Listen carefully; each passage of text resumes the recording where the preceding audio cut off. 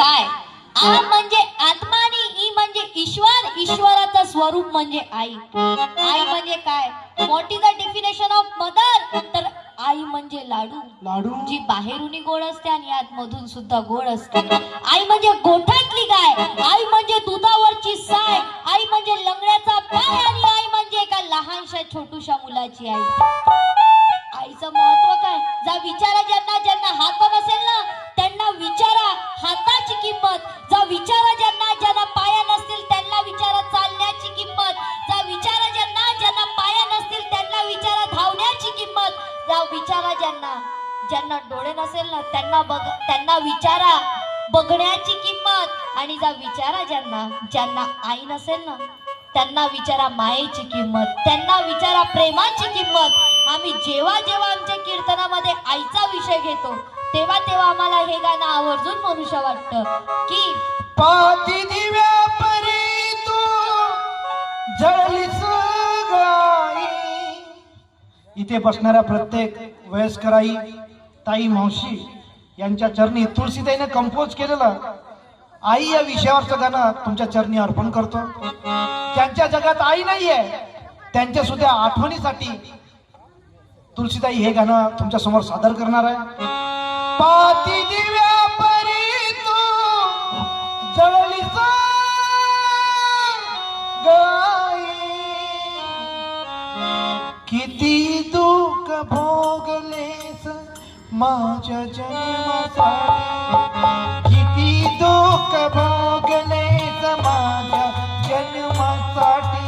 पाती दिव्या परी तू जळलीस गाई, पाती दिव्या परी तू जळलीस गाई, किती दुःख भोगलेस माझ्या जन्मासाठी, किती दुःख भोगलेस माझ्या जन्मासाठी.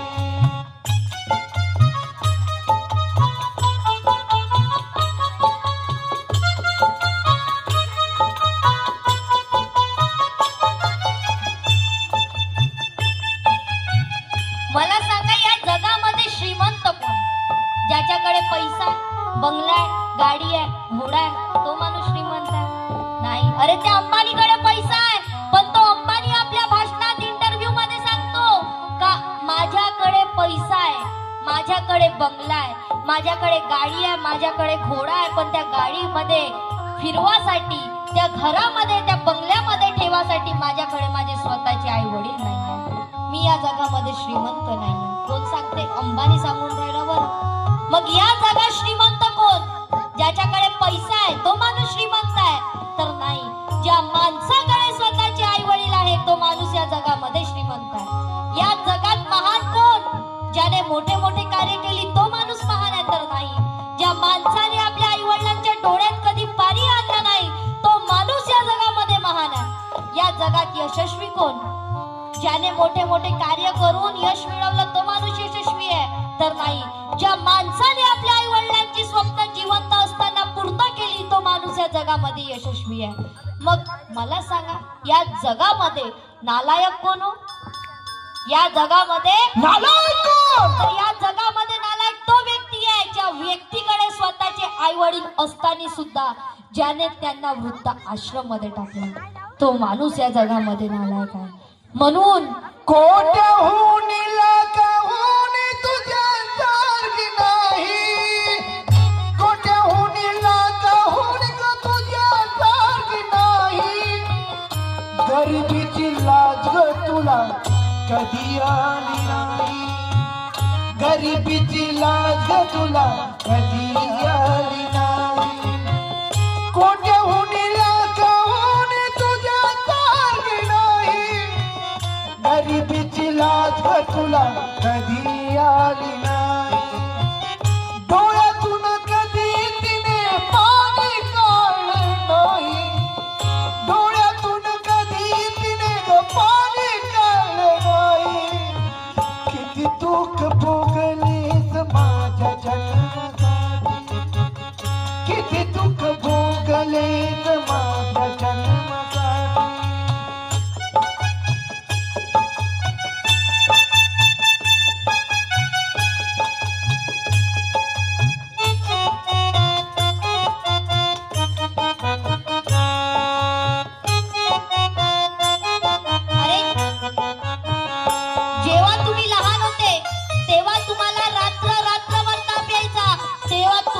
वडील तुमच्या जवळ बसून तुमच्या डोक्यावर थंड्या पाण्याच्या पट्ट्या ठेवायच्या की तुमचा आजार लवकर बरा व्हावा म्हणून, आणि तुम्ही त्या आई वडिलांना वृद्धाश्रम मध्ये टाकता.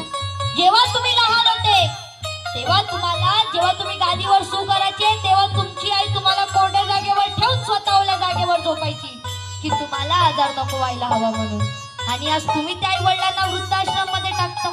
असं करू नका. म्हातारपण हे हिरव्या झाडाच्या पिवळ्या पानासारखं असतं. कधी हवाईल आणि कधी गळून पडेल याची गॅरंटी नसते. शेवटचं कडवाय, ज्यांना ज्यांना आईने जन्म दिला असेल त्यांना आपले हात वर्त करा. ज्याईले ढोरानं कुत्र्यानं डुकऱ्यानं सांडणं जन्म दिला असं असं वाटत असल त्यांना आपले हात वर्त करू नका. बायाले वाटते ज्या ज्या लोकांना आईनं जन्म दिला असन, ज्या ज्या लोकांना आईनं जन्म दिला असन त्यांना आपले हात वर्त करा आणि टाळ्या वाजून माझ्या मागून म्हणा की कना कना तू नाही तो आवाज माझा कळा कळा तू नाही तो आवाज माझ्या आईचा. निळ्या निळ्या आकाशात कल्लोळ पाखराचा, निळ्या निळ्या आकाशात कल्लोळ पाखराचा. कना कना तू नाही तो आवाज माझ्या आईचा, निळ्या निळ्या आकाशात कल्लोळ पाखराचा. तुळशीच्या येते ग डोळ्यात धारा, तुळशीच्या येते ग डोळ्यात धारा. किती दुःख भोगलेस माझ्या जन्मासाठी, किती दुःख भोगलेस माझ्या जन्मासाठी. पाठी दिव्या परी तू जळलीस गाई, पाठी दिव्या परी तू जळलीस गाई.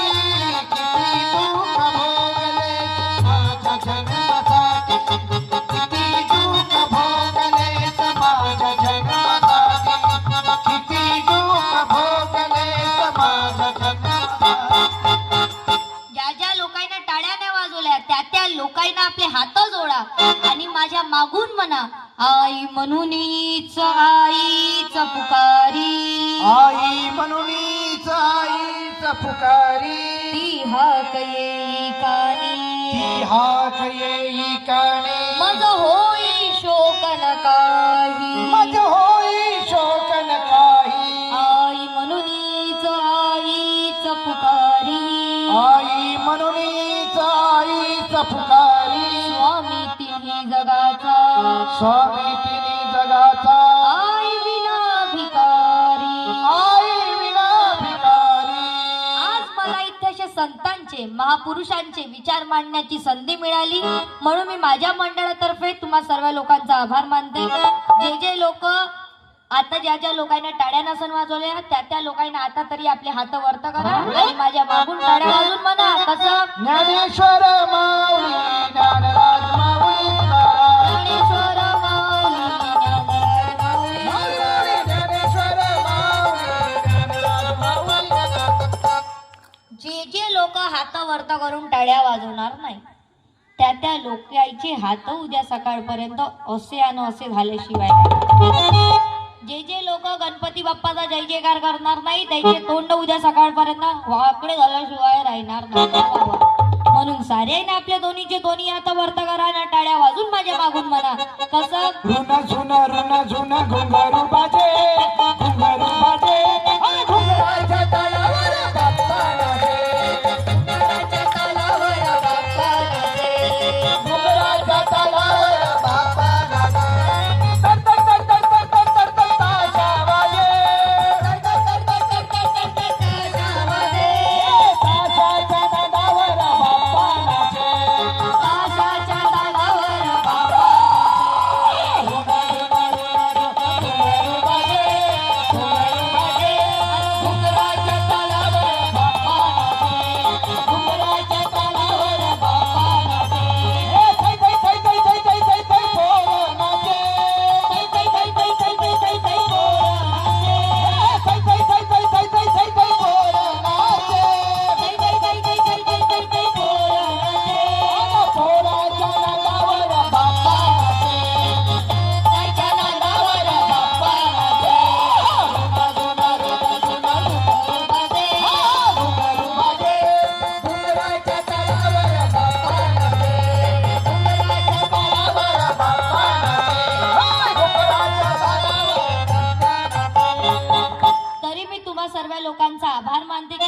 लोकांनी माझा कीर्तनाचा कार्यक्रम इथे बसून ऐकून घेतला, तरी सर्वांनी 2 मिनिटं जयघोषा करता आपल्या आपल्या जागेवर उभे राहावे.